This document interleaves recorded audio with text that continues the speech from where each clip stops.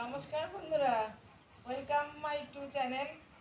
আমি আজকে কাঁচের কাঁঠাল কাটবো। আপনারা দেখবেন আমি গাছ থেকে কাঁঠালটা পেড়ে আনবো। চলুন। এখন দাদাভাই বলছে যে কাঁঠালের ইঁচড় খাবে। আমি বলেছি কাটতে হবে না, বলে না কেটে নিয়ে আসো। তা আমি তার জন্য দা নিয়ে এসেছি। বন্ধুরা, এবার আমি কাঁঠালটা কেটে নেব ভালো করে।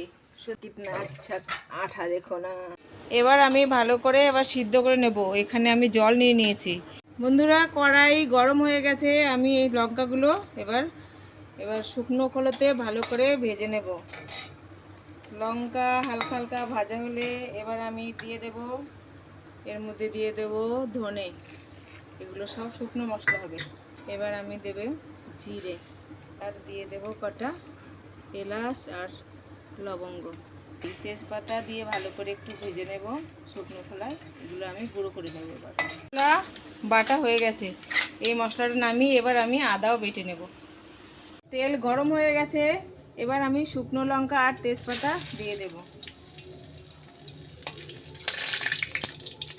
তেজপাতাটা লাল হয়ে গেছে। এবার আমি জিরে ঢেলে দেব। ভাজা হয়ে গেছে। আর এখানে আমি আদা নিয়েছিলাম আর 4-5টা কাঁচা লঙ্কা নিয়েছিলাম। এবার এটা আমি ঢেলে দেব। এখানে আমি সিদ্ধ করে নিয়েছি, এর মধ্যে আমি লবণ দিয়ে নিয়েছিলাম। এবার সিদ্ধ করা এই ইঁচড়গুলো আমি ঢেলে দেব। মশলাটা ভাজা ভাজা হয়ে গেছে। এবার আমি পরিমাণ মতো হলুদ দিয়ে দেব। আর এখানে আমার যে ভাজা মশলাটা ছিল আমি বেটে নিয়েছিলাম, এটা আমি ঢেলে দেব। এবার ভালো করে কষিয়ে ঢেকে দেব। মশলাটা সুন্দর করে কষিয়ে নিলাম। কষিয়ে নিয়ে আমি এখন জল দেব না। এবার আমি একটু ঢেকে ঢেকে কিন্তু ভালো করে কষিয়ে নিয়েছি, সুন্দর করে কষিয়ে নিয়েছি।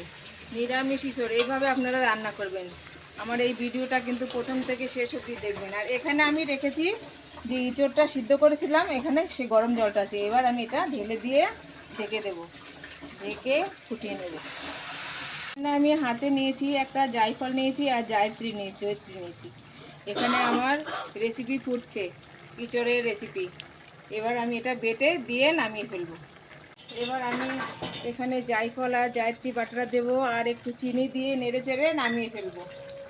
আর রেসিপি কমপ্লিট। আমার এই ভিডিওটা যদি আপনাদের ভালো লেগে থাকে অবশ্যই কিন্তু লাইক কমেন্ট শেয়ার করবেন। আর আমার পাশে থাকবেন। অবশ্যই কিন্তু আমাকে সাবস্ক্রাইব করবেন। প্রথম থেকে ভিডিওটা কিন্তু অবশ্যই দেখবেন।